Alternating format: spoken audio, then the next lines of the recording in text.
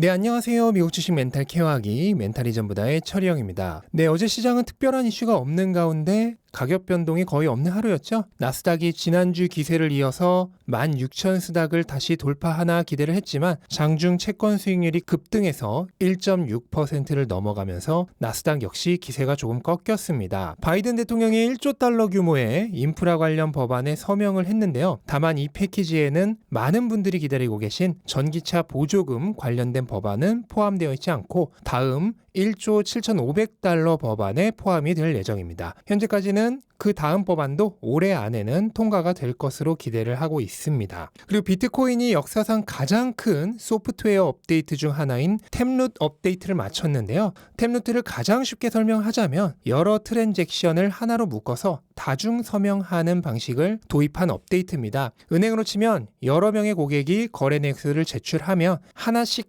사인하는 게 아니라 그걸 다 모아서 한꺼번에 사인하는 것과 비슷합니다. 그러면 이 업데이트를 통해 어떤 점이 개선이 되느냐? 우선 여러 개의 트랜잭션을 한 번에 서명하기 때문에 프라이버시가 강화되고 또 효율성이 증가해서 전송과 저장에 필요한 데이터량이 감소합니다. 그로 인해 초당 처리 속도가 향상되고 수수료가 저렴해진다는 장점이 있습니다. 또한 최근 암호화폐의 대세라고 할 수 있는 스마트 컨트랙트가 가능해진데요. 아직까지는 디파이 서비스 등에 사용 가능한 복잡한 단계의 스마트 컨트랙트가 아니라 아주 기초적인 스마트 컨트랙트만이 가능하지만 어쨌든 향후 비트코인 역시 디파이 생태계에 사용될 수 있을지도 모른다는 가능성을 열어두었다는 것만으로도 긍정적이라 할 수 있겠습니다. 이러한 기대감으로 인해서 비트코인 가격은 주말 동안 최고점을 향해 오르는가 싶더니 업데이트 이후 재료 소멸로 다시 하락해서 6만 달러 초반대까지 하락을 했습니다. 비트코인은 이미 수많은 ETF와 파생 상품이 결합된 금과 같은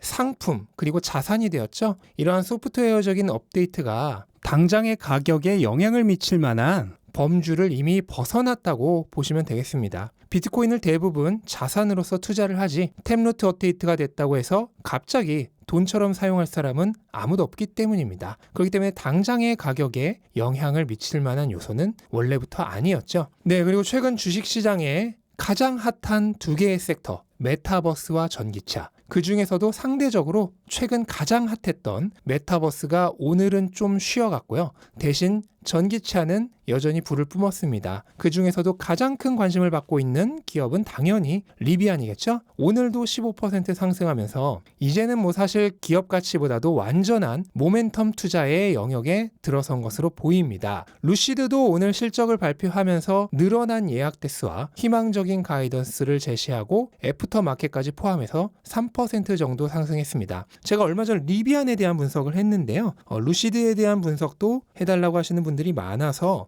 내일 저녁에 루시드 관련 영상을 올릴 예정이고요. 루시드와 함께 얼마 전 분석했던 리비안과도 어느 정도는 비교해보는 형식으로 영상을 기획 중이니까요. 루시드와 리비안에 관심 있으신 분들은 내일 영상을 기다려주시면 되겠습니다. 네, 그리고 테슬라는 일론 머스크가 93만 주 이상의 주식을 추가적으로 더 매도하면서 오늘 가격이 하락했는데요. 현재까지 총 730만 주를 매도했습니다. 이거는 일론 머스크가 팔기로 한 1700만 주까지 아직 970만 주 정도가 남아있고 전체 판매 예정량의 43% 정도를 매도했습니다. 이 속도라면 빠르면 다음 주 후반, 늦으면 다다음 주 정도까지 매도가 계속될 것으로 예상이 됩니다.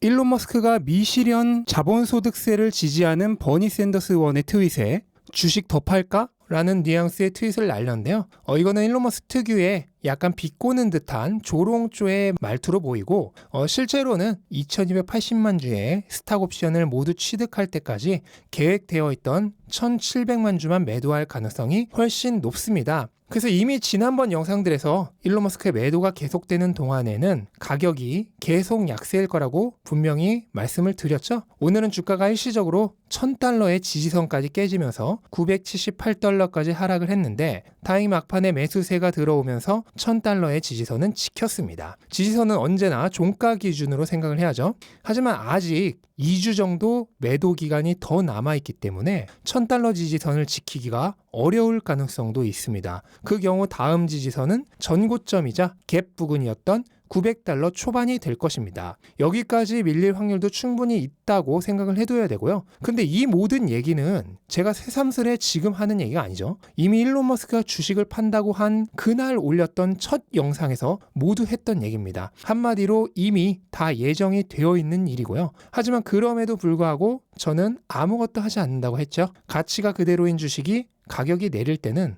더 살 때이지 팔 때가 아닙니다. 백화점에서 세일을 길게 한다고 하면 다들 좋아하는데 주식이 세일을 길게 한다고 하면은 도망을 갑니다. 가치가 아닌 가격만을 보면서 투자를 하기 때문에 그렇습니다. 자, 그럼 한번 가치를 봐볼까요? 트로이 테슬라이크가 최근 2차례에 걸쳐 자신의 4분기 인도량 예측치를 크게 올렸는데요. 며칠 지나지 않아 또 한 번 올렸습니다. 하지만 그동안 애널리스트들의 추정치는 거의 변화가 없었기 때문에 이제는 애널리스트들의 추정치를 훨씬 뛰어넘는 4분기 인도량을 달성할 가능성이 커지고 있고요. 2021년 인도량도 90만 대가 넘을 가능성이 매우 큰 상황입니다. 그렇게 되면 내년에 150만 대 가능성은 너무나 높아지는데 정작 애널리스트들의 평균적인 2021년 판매량 예측은 120만 대에서 130만 대 수준입니다. 그런데 이렇게 낮은 판매 전망으로도 EPS 전망치가 이미 주가를 앞서가고 있습니다. 그런데 실제로 이 전망을 뛰어넘는 실적이 나온다면 어떻게 될까?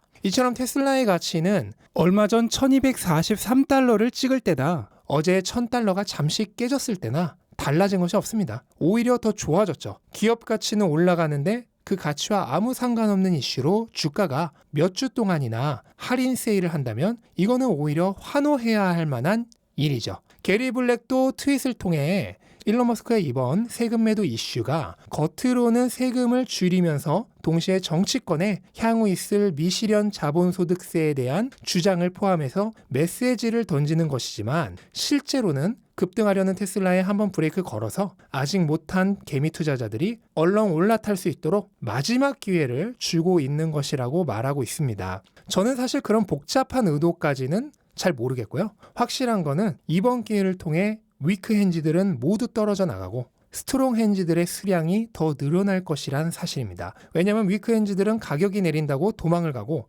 반대로 스트롱 핸즈는 기업 가치가 오르는데 가격이 내리니 더 환장하고 주식을 수집할 것이기 때문입니다. 그리고 일론 머스크가 주식을 모두 팔고 나면 주식 분할을 할지도 모른다는 기대감이 퍼지고 있는데요.